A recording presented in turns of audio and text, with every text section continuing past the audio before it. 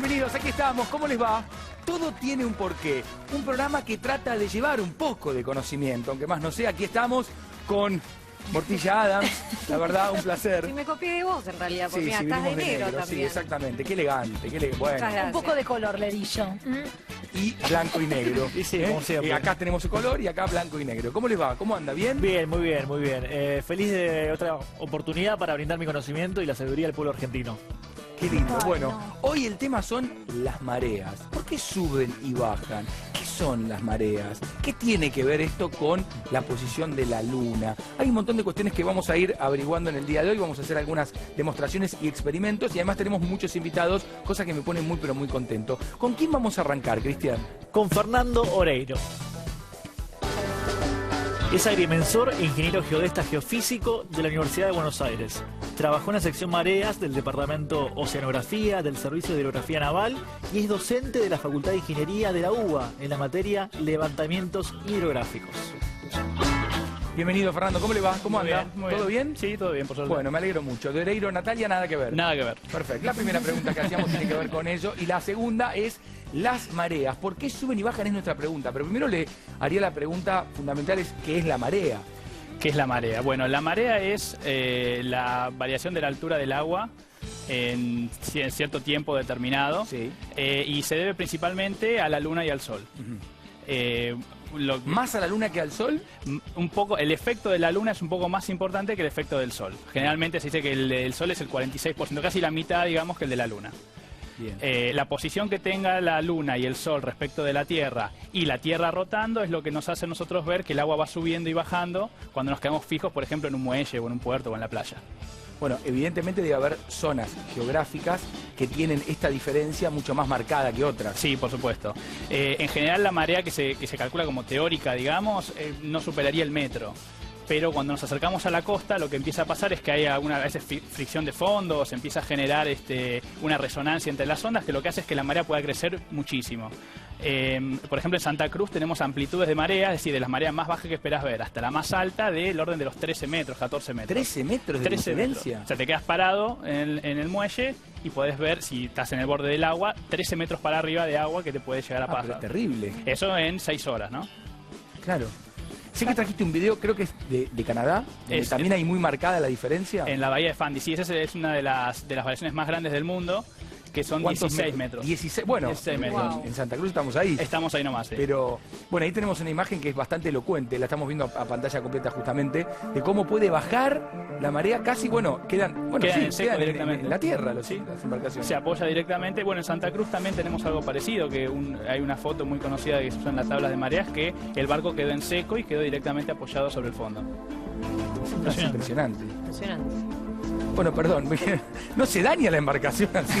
No, estas están, supongo yo, que están preparadas para eso. En el puerto de Santa Cruz, por ejemplo, las que circulan por ahí saben que puede pasar este tipo de cosas. De cualquier forma, lo que se hacen son canales donde se espera que el agua siga, por más que esté la marea baja, siga habiendo agua para que no se dañe. Y así como sube el agua todos los años o cada cuánto tiempo, cada cierta cantidad de tiempo, ¿sube la marea también, el promedio de la marea? Bueno, eso es algo que se va estudiando. En realidad, cuando hablamos de mareas, se puede hablar de lo que es la marea astronómica, que depende solo de la luna y el sol, o podemos estar hablando de mareas, sí, coloquialmente, y decir, bueno, la marea es cuando yo veo que el agua sube y baja. Y puede ser, por ejemplo, por efecto de arrastre del viento, o sea, el viento empieza a acumular agua, algo muy conocido es la sudestada que pasa acá en la zona del Río de la Plata, o puede ser también, por ejemplo, por la variación del nivel medio del mar. En los últimos años el cambio climático es bastante conocido, se escuchó bastante, hubo un programa sobre el cambio climático de ustedes, y una de las consecuencias que se va viendo es que el nivel medio del mar va subiendo. Lo que pasa es que sube tan despacito que necesitamos muchos años para poder evaluar cuánto es ese aumento. Despacito son 3 milímetros, a nivel global 3 milímetros por año, o sea, 3 milímetros por año. Y en la zona del Río de la Plata, por ejemplo, o el Mar del Plata, está en el orden de los 2 milímetros por año. Fernando, una preguntita. Recién estábamos diciendo que la influencia del sol y la luna. ¿Por qué la luna tiene mayor influencia si es más chiquita que el sol? Bueno, hay una relación... Claro, exactamente, hay una relación de distancia. Las dos principales variables que podemos considerar son la distancia y la masa. Entonces, un objeto que tiene menos masa pero está más cerca, lo que genera es una influencia mucho más grande en la gravedad de la Tierra. El Sol, que está muchísimo más lejos pero tiene muchísima más masa, también logra influenciarlo. El caso, por ejemplo, podría ser de Venus, que está entre el Sol y la Luna. No lo vemos porque la masa que tiene Venus es tan chiquitita que no llega a influenciar a que se eleve el agua. O sea, generalmente uno dice, sí, alguna influencia tiene, pero no la llegamos a medir. Dijiste Venus y se reía, Cristian. Sí, pensaba... Se acordó. Pero en un rato vamos a hablar con un astrónoma, además, que nos va a visitar para también profundizar con respecto a esto. Y me gustó utilizar la palabra profundizar porque estamos justamente en el agua. La marea y la diferencia. ¿Uno la toma en 6 o en 12 horas? Porque antes hablamos de 6 horas y en algunos lugares son 12. Bueno, en realidad lo que vos podés tener en distintas partes del mundo es marea semidiurna o marea diurna. Sí. La semidiurna lo que te está diciendo es que 2 veces por día vas a tener pleamares y bajamares. O sea, la pleamar es el nivel más alto del agua y la bajamar el más bajo. En lo que se llama semidiurna, que es en realidad en la mayoría de la Tierra, tenés semidiurna, o sea, 2 pleamares y 2 bajamares por día. Pero en algunos lugares, por algunos efectos bastante particulares, tanto de la Luna como propios de la forma de la costa, tenés una sola pleamar y una sola bajamar por día. Bien. Bueno, para seguir profundizando con respecto a este tema, otra vez utilizo la misma palabra, le voy a preguntar a Caro. Caro, ¿con quién estuviste? Estuve con Mónica Fiore. Mónica trabaja en el Centro de Hidrografía Naval y, como no sé si ustedes saben, pero se miden las mareas 24 horas los 7 días a la semana. Hay gente ahí al pie del cañón viendo cuál es la medida que va tomando. Hablamos con ella, nos explicó un poquito más de este tema. Gracias.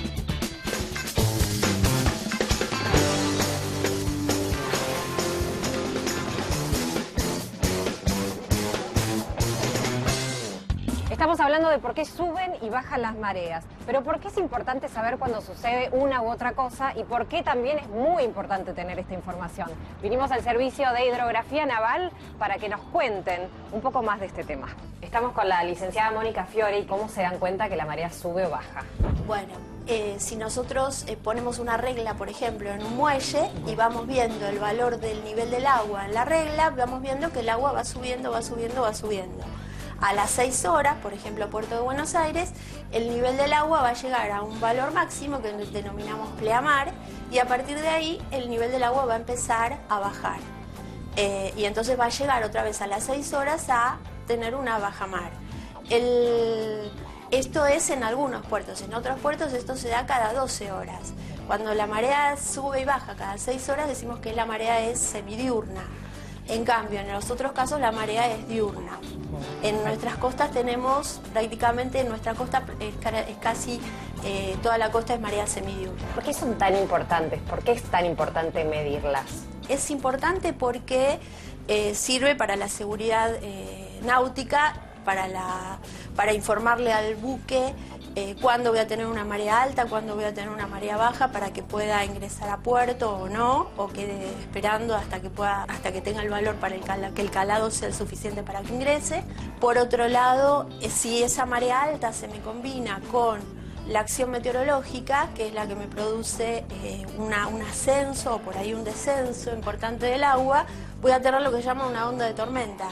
Y en ese caso lo que voy a tener es un efecto meteorológico muy importante que va a ocasionar una inundación en determinada zona o una bajante muy importante en otra. Cada una tiene sus problemas. Por ejemplo, la inundación me va a afectar a lo que es toda la zona costera. Ajá. Y la bajante, por el contrario, me va a afectar, por ejemplo, la navegación en lo que es en toda esa zona. Por ejemplo, si baja la marea, un barco no puede entrar a un puerto. Exactamente, según el calado del buque no va a poder entrar a puerto. Perfecto. Y a ver, ¿por qué es importante que ellos estén constantemente, digamos, sabiendo cómo va a ser la marea? Digamos, ¿qué peligro puede haber para ellos? Los barcos fundamentalmente pueden llegar a encallar. Otro tema es si la marea, por ejemplo, en algunos casos es muy alta y tenemos un sistema de cableado por encima y el barco tiene que pasar por ahí, que suele ocurrir en una zona del Río de la Plata, entonces el barco necesita, en ese caso, una marea un poco más baja para poder pasar por ese lugar. Perfecto. Bueno, con Mónica aprendimos acerca de las mareas y lo importante que son para los barcos y para todos nosotros que estamos en la costa. Gracias. Caro, gracias Mónica. Pero bueno, a propósito de esto de medir cómo está el agua, cómo están las mareas y el nivel del agua, sé que me trajiste un aparato bastante interesante, Sí. que lo estoy viendo ahí, no tengo la menor idea cómo funciona, así que me gustaría que me lo expliques. ¿Podemos Claro. ir hacia adelante, Sí, Fer? claro. Atención, vamos. Ahí está. Mirá vos. Seaguard dice, muy bien. Sí. ¿Qué sería esto, Fer? Esto es un mareógrafo fondeable, se llama. Sí. Es un mareógrafo que lo que hace es, este sensor que tiene acá arriba, Ujú. lo que hace es medir la variación de presión. Entonces, cuando el agua sube, cuando vos tenés más cantidad de Este que está agua, acá. este que está acá, Entonces, cuando el agua sube, vos lo que vas a tener es mayor presión de agua. Y cuando el agua empieza a bajar, porque tenés una bajamar, por ejemplo, la presión disminuye. Entonces, eso se guarda en esto es lo que mide el sensor y se guarda dentro de este aparato. Si querés se puede desarmar para mostrar un a poco ver. más. Sí. Esto lo tirás al agua. Esto lo que haces es, claro, agarrás, le pones un bloque de hormigón en el fondo, le pones una boya para mantenerlo bien vertical y lo tirás al agua. Perfecto. Mirá vos cómo vamos a sacar. Está chequeado esto, ¿no, Fer? Que tenemos... ¿Querés que tenga Sí, esto? dale, ayúdame ahí. Ahí. Ahí está. Para algo sirve un poco la tecnología. Si no, tiene que haber un muchacho anotando, hoy subió 2 centímetros. Es más Que difícil. también se hace eso. Sí, me imagino. Bien, el equipo en realidad la parte de medición es esta. Este es el sensor. Sí, la parte de arriba. La parte de arriba. En esta parte de acá adentro se guarda una tarjeta SD, como las que usan las cámaras de fotos o los celulares, la información. Y vos lo que podés setear acá adentro, a ver si... Ahí.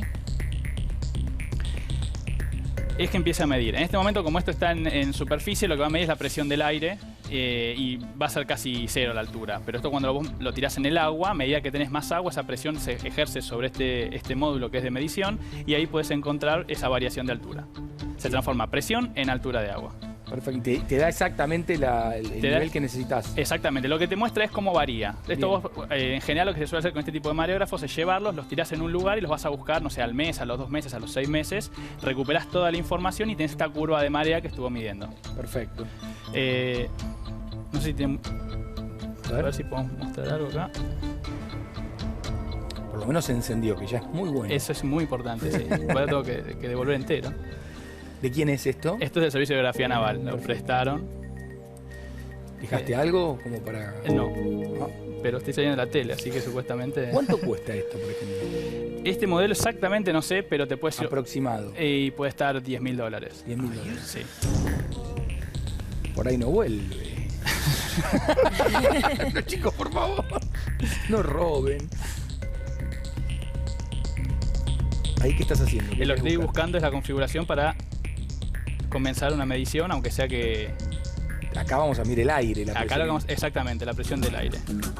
Ahí está, ahí lo tenés, Fer. Ahí arrancó. Sí, Entonces lo que estamos viendo, no sé si se llega a ver, pero lo que están viendo es la presión del aire, sí. que es igual a una presión media atmosférica que nosotros usamos, eso para restarlo. Entonces lo que te está diciendo en este momento es que la altura sería 9 milímetros, lo cual es ilógico. Claro. Pero esto lo que generaría es cuando vos lo tirás adentro del agua, esta presión del agua se mide en esta parte y vos lo que obtendrías es esa altura, esa variación de altura del agua. Perfecto, impecable. Y eso acá hay mucha presión, ¿eh? Estar en la tele te genera mucha presión. No lo mide el aparato. Perfecto, no. Lo que pasa es que acá lo que va a medir es cuando nos tape el agua, que no sé si falta mucho. Pero mientras tanto, Connie, ¿con quién estuviste? A ver, contame. Sí, me fui a Tus Pagos, me fui al Delta, un lugar que es Bien. hermoso, porque a mí me encanta el río, me encanta el agua, pero hay que tenerle mucho respeto. No es que te subís a un barquito, navegás y así nomás, no. Hay medidas de seguridad. De esto estuvimos hablando con Alfredo Panoso, que es jefe de departamento de operaciones. Mirá la nota.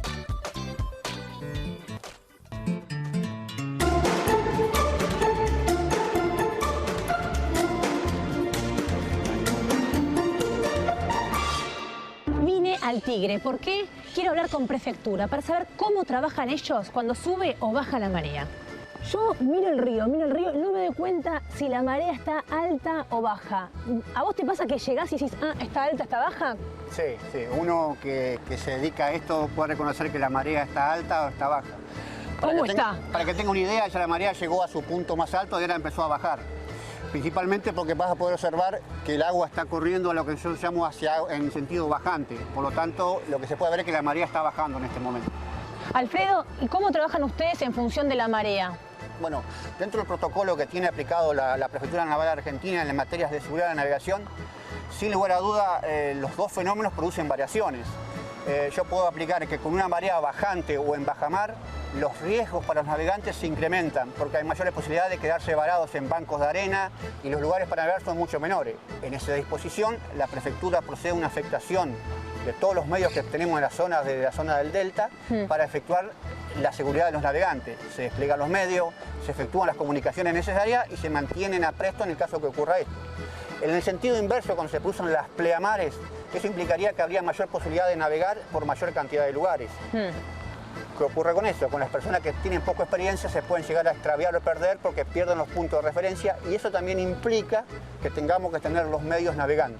En ese sentido, la prefectura tiene los medios desplegados en la zona de primera, segunda y toda la sección del delta las 24 horas prestando un servicio de seguridad. Cuando se producen las mareas extraordinarias, lo que se denominan mareas de sisigias, que hay una conjunción entre el sol y la luna, las mareas toman una altura ¿A cuánto? superior. Si estamos hablando de entre 1 metro y 1,50 m, puede llegar hasta 2,50 metros y 3 metros. Entonces, ¿eso qué produce? Que el agua a veces ingrese a las zonas que antes no ingresaba. Como pueden ver en la zona de las islas, que todos construyen sus viviendas sobre pilotes para prever estas alturas. Por eso tiene mucha importancia saber las alturas, cómo se produce y adoptar las medidas de seguridad, que no son nada fuera de lo normal para uno que está acostumbrado a navegar. Y yo recién estaba viendo y hay diferentes colores.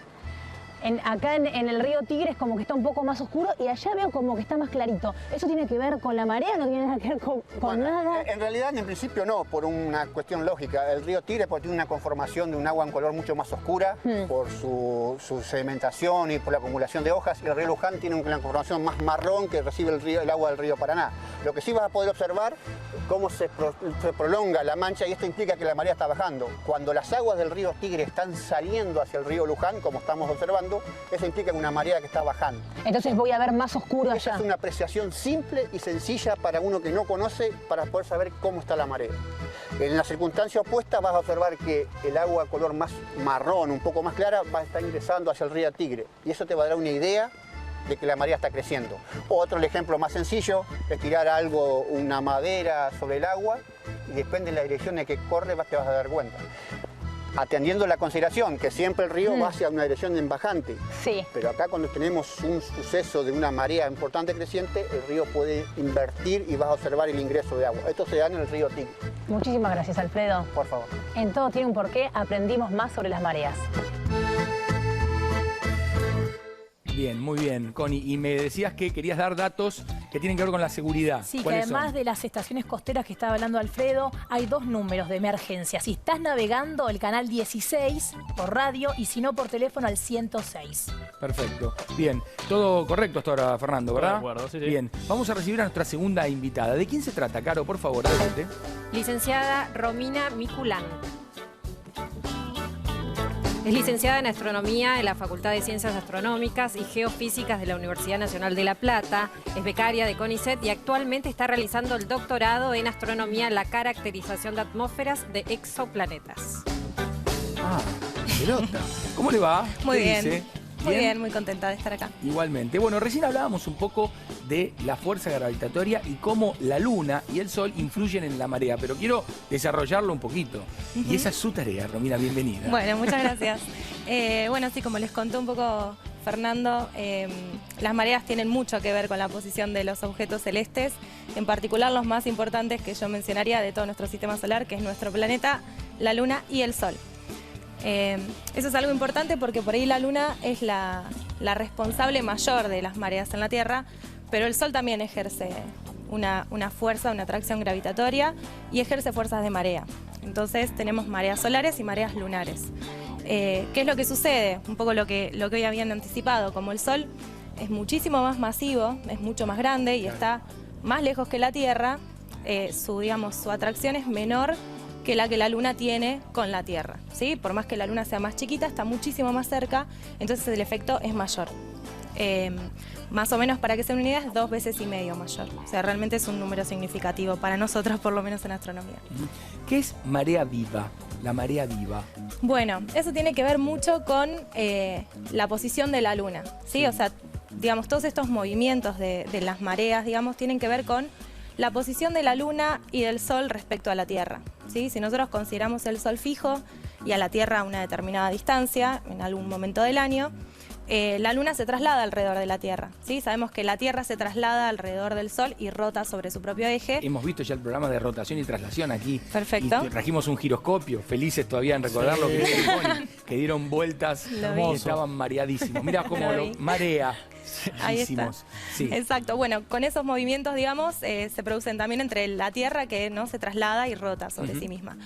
Entonces, al trasladarse la Luna alrededor de la Tierra, nosotros podemos ver distintas fases de la Luna, ¿sí? En función a qué cara está iluminada de la Luna, que la está iluminando el Sol, porque por supuesto no tiene luz propia. Lo que sucede es que cuando el Sol, la Tierra y la Luna están en una misma dirección, ¿sí? Como alineados. Están alineados, exactamente, ya sea que tengamos la configuración Sol, Luna, Tierra o Sol, Tierra, Luna. Estamos en los momentos en los que vemos la Luna llena o la Luna nueva, ¿sí? En esos momentos el efecto de marea es mayor, entonces tenemos lo que se llaman mareas vivas, quizás él lo puede explicar mejor, respecto a que las mareas son más altas de lo habitual, digamos, ¿sí? Son altas, pero más altas aún. ¿Mucho más altas, Fer, o no es tan significativo el incremento? Es significativo, vos podés ver una variación importante. Siempre depende de la amplitud total de marea que tengas, pero vos podés ver cada 15 días aproximadamente una variación muy importante. Bueno, así como está la marea viva, supongo que debe estar la muerta. La marea muerta. Sí, y eso tiene que ver exactamente cuando la configuración es distinta entre estos tres objetos celestes y la Tierra, o sea, la Luna y el Sol forman un ángulo de 90 grados con la Tierra en el vértice, llamémosle. Entonces tenemos al Sol, a la Tierra y a la Luna, la podríamos decir a sus costados, aunque no es un término bien dicho, para que se den una idea. Cuando están alineados es cuando... tenemos las mareas vivas, las mareas altas más altas, exactamente. Romina, a ver, nuestro día tiene 24 horas y nosotros tenemos mareas altas y mareas bajas, pero sin embargo, digamos, el ciclo de las mareas dura más que 24 horas. ¿Por qué?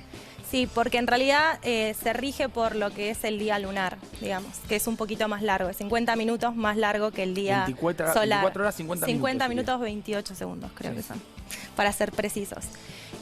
Bueno, eso tiene que ver mucho también con que no solamente esta configuración, este juego de atracción, ¿sí? Entre los objetos celestes, que además, digamos, influye el hecho de que estos cuerpos están rotando, entonces existe una fuerza centrífuga, ¿sí? Que también genera las mareas a uno y al otro lado del planeta. Y la inercia. También, exacto. Todo lo que tiene que ver con los movimientos, digamos, de estos cuerpos. Prácticamente el sistema Tierra-Luna lo que está haciendo es, ellos se atraen, ¿sí? Pero la Luna, de alguna manera, con este efecto de marea que produce en la Tierra, que también se produce en la Luna, simplemente que no lo podemos medir, digamos, está frenando a la Tierra, ¿sí? Para que se den una idea, la Tierra se frena, son milésimas de segundo por siglo, que es muy poco, pero es un frenado que cuando es acumulativo, digamos, es bastante. Entonces se va retrasando el sistema. Y además, para otra curiosidad, digamos, al mismo tiempo la Luna se aleja de la Tierra, más o menos unos 3 centímetros por año. 3 centímetros por año. Por año.